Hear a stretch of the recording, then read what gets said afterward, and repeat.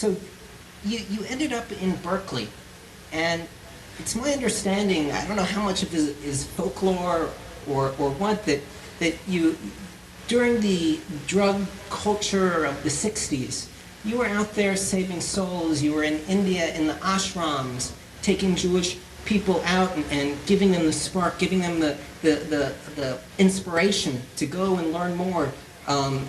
Thousands of Jewish kids you've brought back, and how did the evolution out to Los Angeles, out to California, out to into the hippie stage, how did that evolve? I have to tell you something which is really crazy. Do you know that it all began in Miami Beach? Would you believe it? This is really a crazy story. I began actually singing 1960. Actually, 1961 was my first concert in Town Hall. Mm-hmm. That's how it began. And then I came out with a record, and you see today there are a lot of Jewish records on the market. At that time, there were just a few. So mine was one of the first.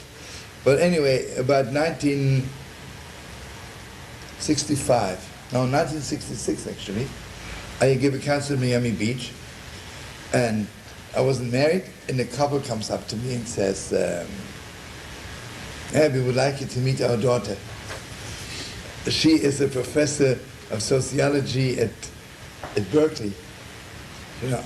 What do you do with them cute people? I have a girl for you." That happens to me all the time, right? So I didn't want to I said, "I tell you what, here's my record." I had an extra record, and I asked what's his daughter's name, and I said, Rosalind. I said, "Dear Rosalind, I'm sending you this record," and I put down my address and my number. "Let me hear from you," And I forgot it completely. It was maybe in January or February. In May, I get a call from Berkeley. And this girl says, "I'm sure you don't remember that you sent me once a record." "Yeah, I do." She said, "I want you to know, I like this record very much. I play it all the time." It was my record from the Village Gate. And next door to me lives the person who was organizing the festival, folk festival in Berkeley, which was the highest thing in the world at that time. And he is inviting ethnic groups. And he wanted to invite somebody Jewish also, but he doesn't know any Jews. So when he's my next door neighbor, the window's open, he heard your record. So he says, "Oh, this is the kind of a Jew I want to invite." So she says, "I want you to call this neighbor of mine. He wants to talk to you about coming to the Berkeley Folk Festival." So this is how I came to the Berkeley Folk Festival. So what about the House of Love and Wait. Mm-hmm. So I'm coming to San Francisco for the first time. Uh-huh. I look around and I realize those kids are not really looking for drugs. They're looking for something so deep and so holy. And I realize that, so to speak, the Jewish establishment, I'm walking into a drugstore and I'm sick, and all they give me is aspirin, so they should close the store. I need medication. The Torah has two parts. The Torah has a level of food, giving you strength, and the Torah is also on the level of medication. And I realize those kids are looking at something so deep in the Torah. The first time I walked on Haight-Ashbury, without telling you long stories, hundreds of kids walked with me. And the first time I was Shabbos in Berkeley, I announced I'll be Shabbos in the shul. 2,000 kids came with me. I hate to tell you what the rabbi ran off, he didn't know what to do. And the president said it was the most terrible Shabbos in his life, because he saw young people, instead of rejoicing that young people coming back to shul, he said it was terrible because some of them were barefoot. And you know how particular God is, right? When someone comes without shoes to the synagogue, never, poor God, he can't stand it, right? Anyway, I realized we cannot rely on the synagogues. So we had to open our own house. And we had the house from 66 to 76. And I just want you to know that thousands of kids. Friday night in San Francisco, in all the big shuls, how many people do they have?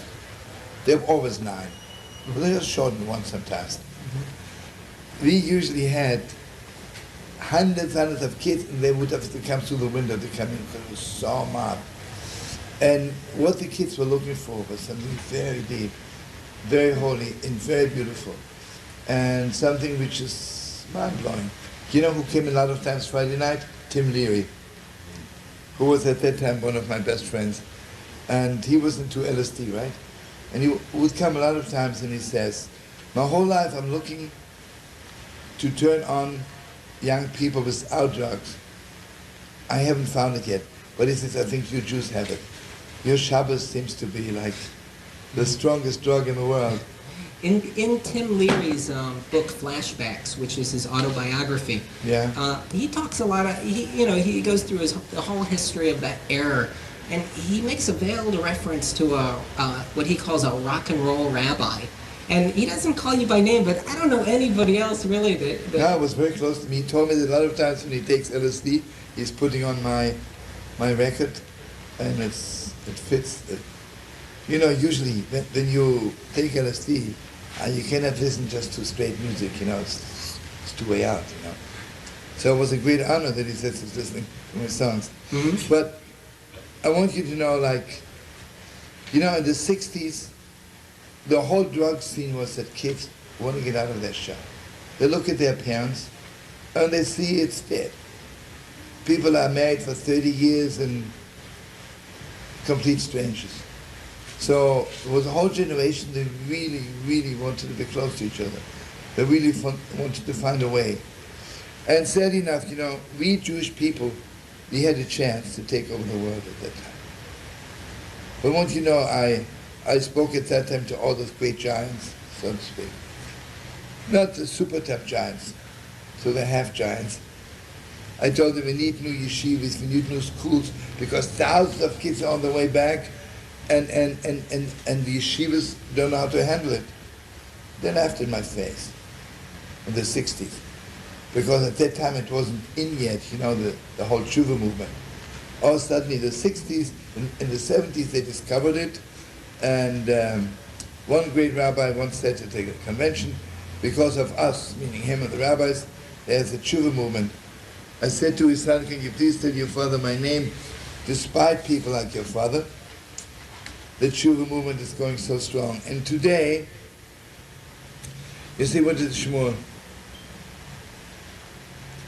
We still haven't done justice yet. Because there are thousands of young people who are looking for something so deep and so exalted.